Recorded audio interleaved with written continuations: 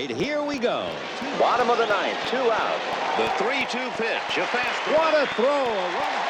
Got him looking with the screwball. You don't see that very often. It's a stand-up double. The race for the pennant just heated up. It's a short hopper. That's his third error of the game.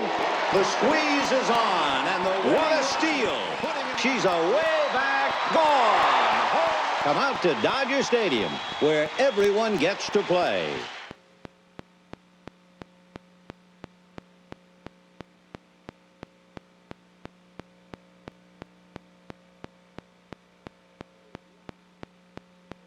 You're so lucky that you're going to be able to learn so much about the game of baseball. Get that butt down.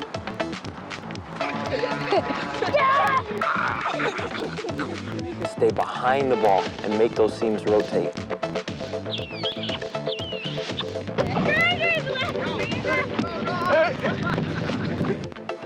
All right, outstanding. Practice, practice, practice. The number one thing in bunting, only bunt strikes. Out front, soft. Oh, thank you. You always want to get down on one knee, block the ball, keep the ball in front of you. That was perfect pass. Yeah, that would be it. Give me 5. All right. It's time for the Dodgers Grand Slam Jam 2, Hitting, starring Dodgers first baseman Eric Karros, plus Dodgers outfielder Darryl Strawberry, and our host, Dodgers manager Tommy Lasorda.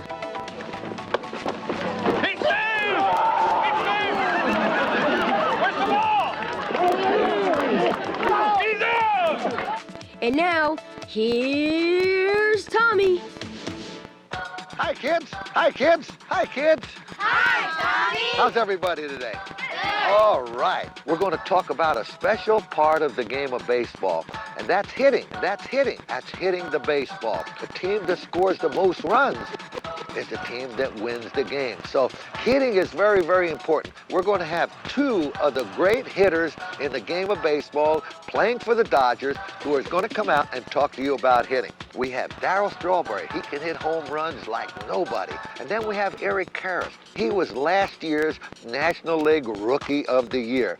Let's go now. We got to be good on this one. I feel enthusiastic. And how about the magic words? I love the Dodgers. All right. Boy, were we excited to be on the same field as Darryl Strawberry. He's big, he's fast, he's strong, and he hits the ball further than almost anyone. He was the perfect guy to teach us how to hit. Hi, kids. Hi, Darryl. Before we can talk about hitting, we have to first learn to select a good bat. A bat that's not too big, that weights too much for you, where you can't get the bat through the strike zone. A simple test to see if the bat's too big for you. You take the bat, you take the top hand off, and you take the bat through the strike zone.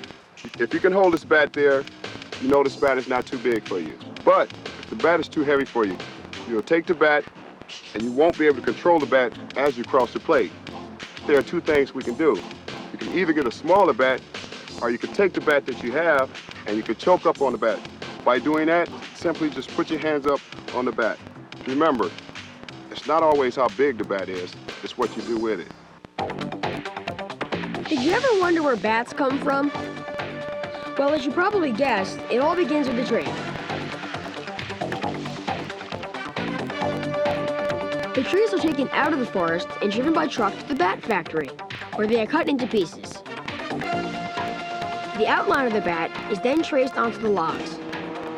Then, they are put in a special lathe where the bat shape begins to take place. Once the bats are shaped, they are charbroiled, never fried, and some even have a little taken off the top.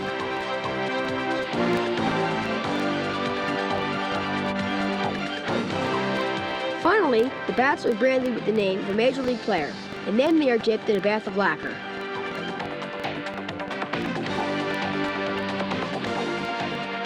Once the lacquer dries, the bats are ready to be shipped, shopped, and swung.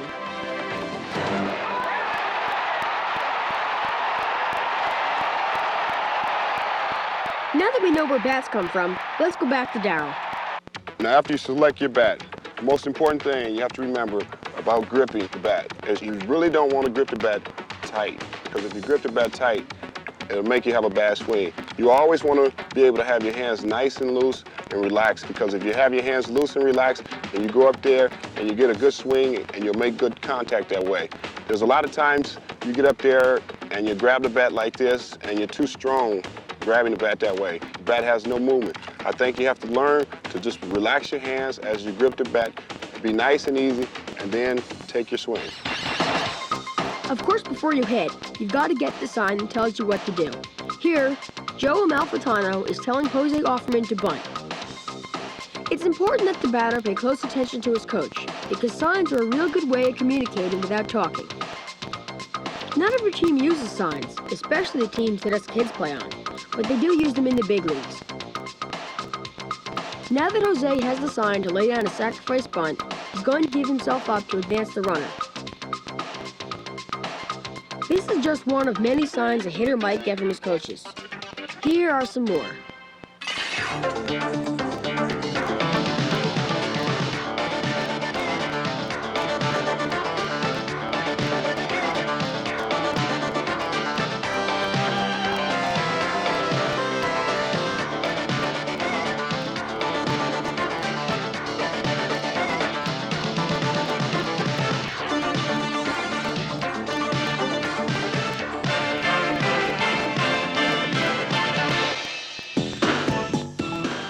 Speaking of signs, Darryl gave us the sign to go ahead and ask him some questions. But we didn't know he was going to be so funny. Who is your hero? Oh, you gotta say my name first. Darryl. Darryl. Darryl. Darryl. Derek. Wait. Darryl. Don't get nervous. How do you prepare for a game? Well, I have about 5 pieces of pizza, 3 chili dogs.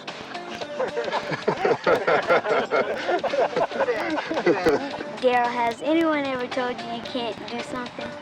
Oh yeah, there's been a lot of times that someone has told me I can't do something. But you know the most important thing, when someone tells you you can't do something, you gotta believe in your own self. You gotta have confidence in yourself and believe that you can do anything that you want to do if you put your mind to it. Darryl, how do you prepare for a game? You anticipate on what's going to happen before the game even starts. So I always anticipate on what's going to happen before I even get on the field before the game starts. Thank you. One way Darryl helped us learn how to hit was by showing us where to stand. Every time I step in the batter's box, I want to make sure that my bat is covering both sides of the plate. I want to set my feet where it's balanced well and I feel comfortable. I'm not leaning back too far. It's impossible for you to hit a baseball if you're standing back this way. And I'm not leaning up too much. So once I get set like that, then I get my hands in a good hitting position. The hitting position for my hands are up here where it's comfortable. Then my next step is you want to have your head down where you're looking right at the pitcher and looking for the ball to come down and into you or out, because you have your bat to cover it, so you're all set. Once you get set like that and you got good balance and you feel comfortable, as the pitch comes, I come through and there go my swing. Well, now that we know all about Darryl, let's get to know some of the other hitters of the Dodgers.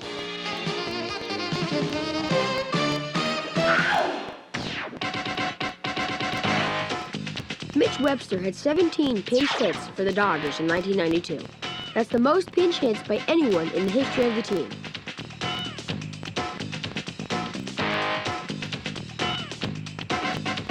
Mike Piazza is the Dodgers catcher. In the first game he ever played for the Dodgers, he went 3 for 3 with a double and a walk.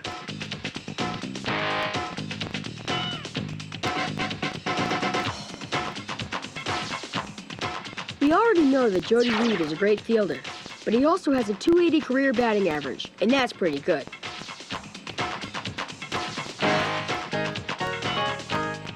Mike Sharperson was a member of the 1992 All-Star team, thanks to a .300 batting average with 21 doubles and 48 runs scored.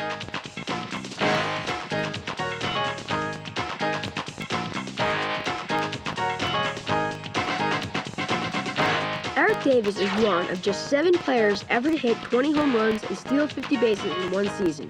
Way to go, Eric!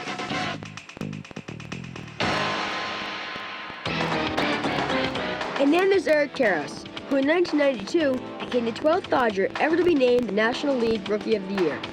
Eric was happy to help us out with our hitting, but first, we had some questions.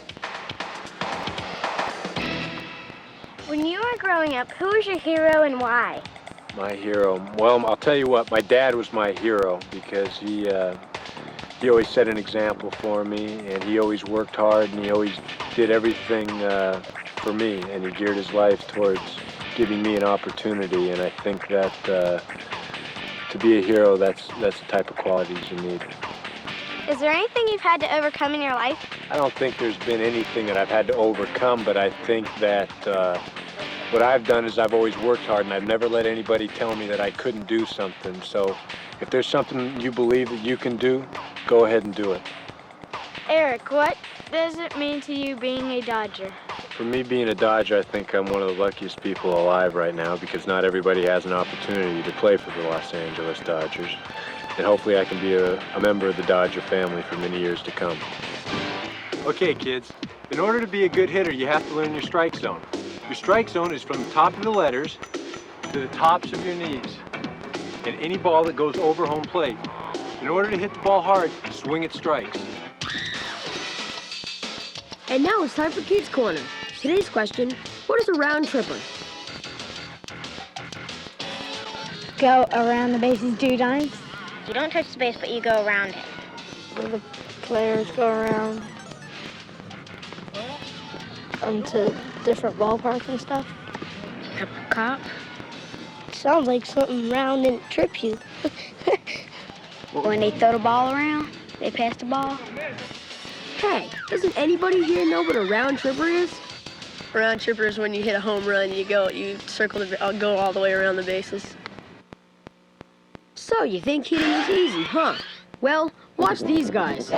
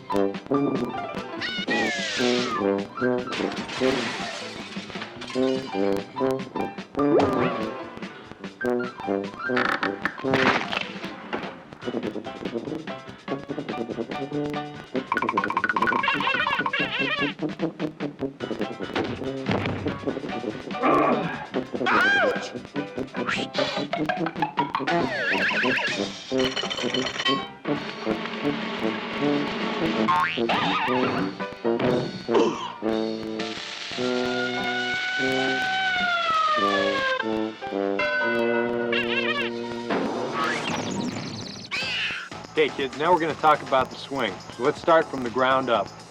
Most important part of your feet, you want to have those shoulder width apart. You have your weight on the balls of your feet so you're balanced, and you have your knees slightly bent.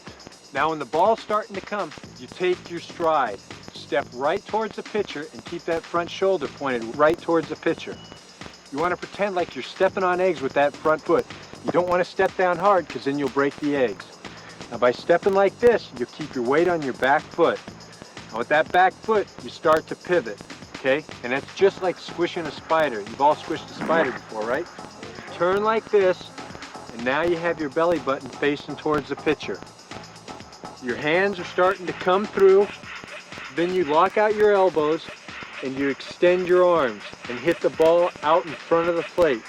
You follow through with your swing, keeping your head down just like this, and then you drop the bat and run to first base, okay? Now it's time for a great Dodger moment. Remember Kirk Gibson? In the 1988 World Series, he wasn't even supposed to play because his knees were hurting so bad. But in Game 1, with the Dodgers trailing Oakland 4-3, and 2 men out in the bottom of the 9th, the Dodgers needed a hero. High fly ball into right field. She is gone!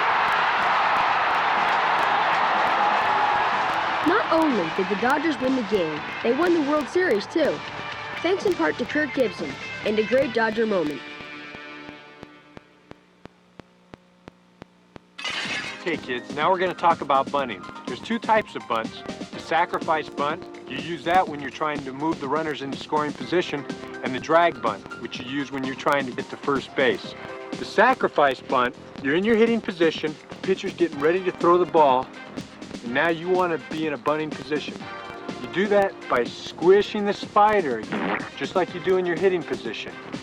You squish the spider, and you move the bat out in front of home plate. While you're doing this, you slide your hand up the barrel of the bat and hold your bat between your first finger and your thumb.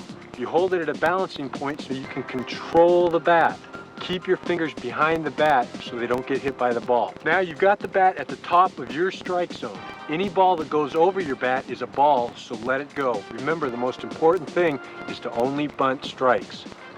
If a ball is low, go down and get it. Bend your knees. Don't tilt the bat like that.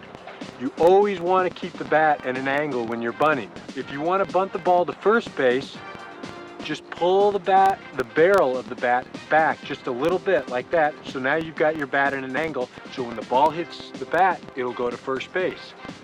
If you want to bunt the ball to third base, move the barrel out towards the pitcher just a little bit.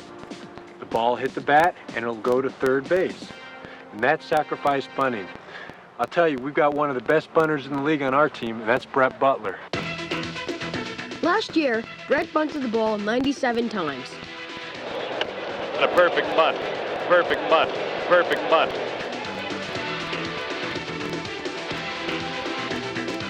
A perfect bunt is one on which you end up with a base hit, something Brett did 41 times in 1992. Bunt attempt, a good one. Bosky misses. Butler beats it out. In fact, Brett has bunted for at least 20 base hits a year, 9 seasons in a row. And he has more than 225 bunt base hits in his career. He is the master. Nobody in baseball bunts the ball better than Brett Butler. Bunt single for Butler, his 24th bunt hit. How did Brett become such a good bunter? Practice, practice, practice. A good drill to practice your hitting is to use the batting tee. Okay, Brad, give it your best shot. All right, outstanding. Okay, Kevin, take away. Wow, outstanding. You can have my job. And you extend your arms. You always This was great. Thanks to Darryl and Eric Just like for teaching us how to hit the ball. And there go my swing. Well, you just heard from two great hitters, Eric Karros, last year's National League Rookie of the Year, and Darryl Strawberry, who can hit them out of Grand Canyon. That's how powerful he is. And I feel certain that you know a lot more about hitting now than when you came here. You got to remember another thing. You got to work hard. Whatever your goals are in life, you go after them and you work hard. Now, I want all of you to do me one favor. Will you do me one favor? Make me feel good. I want you to hold your head back like this and say with all the pride and enthusiasm, say, I love the Dodgers. I love the Dodgers. All right. And I love all of you. Bye-bye.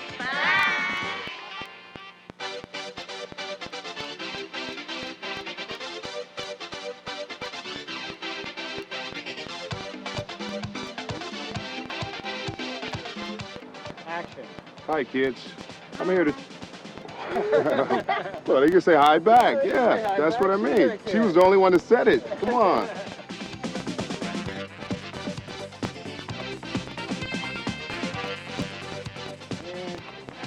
Hi, kids. Hi, Al.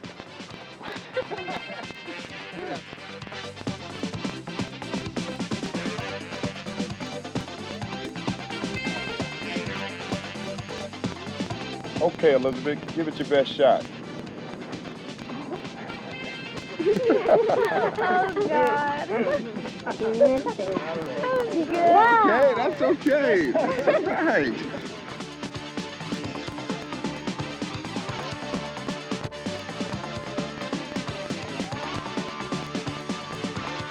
Okay, Shannon, give it your best shot.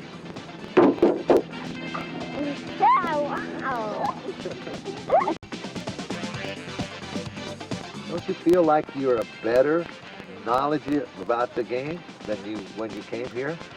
I believe that too. So God bless you, Michael.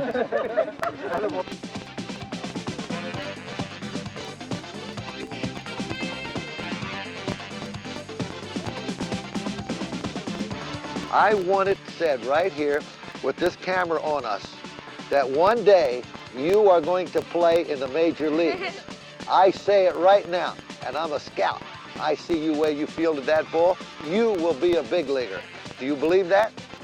Huh? Say, I believe it. Say, I believe I'm going to play in the big league. All right. Okay, let's go. Let's get to work.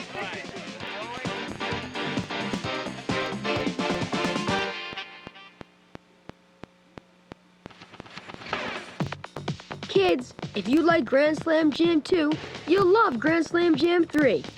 You'll learn fielding from Jody Reed and Eric Davis, two of the best fielders in the major leagues. We want to be square to the baseball, and we want to field the ball inside the triangle. As an outfielder, our job isn't to throw out the runner, but to get the ball back into the infielder's hand as quickly as we possibly can.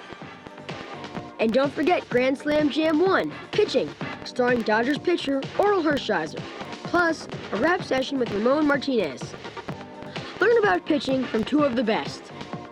That gets our arm nice and high and gets our elbow above our shoulder to throw a good overhand pitch. I think maybe sometimes, you know, somebody say, maybe a friend of you, they say, oh no, you can do this. Don't listen to that. I mean, you can do it. To order Grand Slam Jam 1 and 3, simply call 1-800-762-1770.